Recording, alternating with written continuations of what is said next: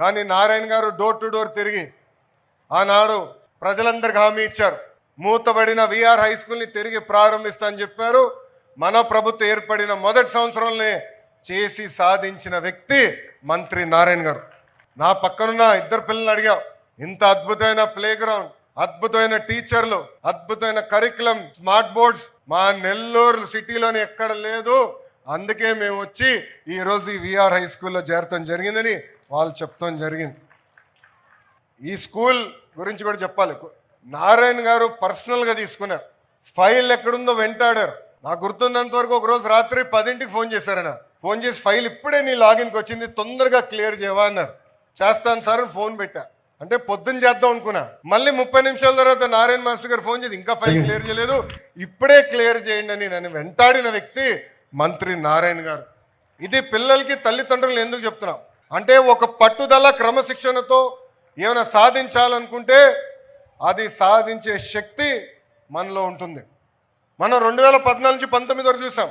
Narayana master గారు పట్టణాన్ని అద్భుతంగా అభివృద్ధి చేశారు. అనేక సంక్షేమ కార్యక్రమాలు కూడా ఆనాడు ముందలు తీసుకెళ్లారు. ఇచ్చిన ప్రతి హామీ నిలబెట్టుకో లక్ష్యంతో ఈరోజు ఆయన పనిచేస్తున్నారు. అందుకే ఎన్సిసి అంటే నాగార్జున కన్స్ట్రక్షన్ కంపెనీని తీసుకొచ్చి ఏకంగా వాళ్ళ సిఎస్ఆర్ ఫండ్స్ నుంచి దాదాపు 15 కోట్ల రూపాయలు ఈరోజు ఈ పాఠశాల అభివృద్ధి చేసేదానికి ఖర్చు పెడతాం కూడా జరిగింది. అంతేకాకుండా కమిట్మెంట్ చాలా అవసరం.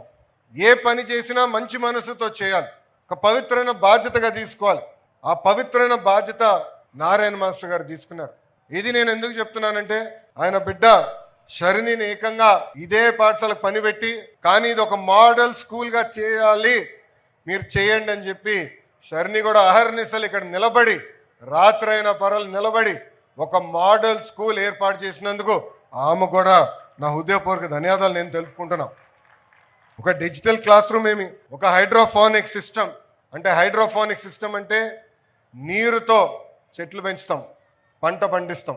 పిల్లలకి మెరుగైన టెక్నాలజీ తెలియాలని బహుశా నాకు తెలిసినంత వరకు దక్షిణ భారతదేశంలోనే మొదటితో రెండో పాఠశాల ఒక హైడ్రోఫోనిక్ సిస్టమ్ ఏర్పాటు చేస్తాం. అలాంటి అద్భుతమైన కార్యక్రమాలు మా చెల్లమ్మ చేసింది. అంతేకాకుండా dance, music, drawing rooms, play ground చూసా, రోబోటిక్ ల్యాబ్స్ వసతులు ఈరోజు విఆర్ హై స్కూల్లో వాళ్ళు అందిస్తాం జరిగింది. ఒక మాటలో చెప్పాలంటే నేను అసూయ పడుతున్నా. మా మంగళగిరి నియోజకవర్గంలో నిడమరు పాఠశాలను నేను దత్తకు తీసుకున్నా. సో మాస్టర్ గారితో నేను పోటీ పడాలా ఈ రోజు నుంచి. అడ్మిషన్స్లో కానీ, మౌలిక సదుపాయాల్లో కానీ, కరికులంలో కానీ, రేపు రాబోయే రోజుల్లో రిజల్ట్స్లో కూడా మన మాస్టర్ గారితో పోటీ పడతాం. ఈరోజు గౌరవ ముఖ్యమంత్రి నారా చంద్రబాబు నాయుడు గారు P4 అని తీసుకొచ్చారు.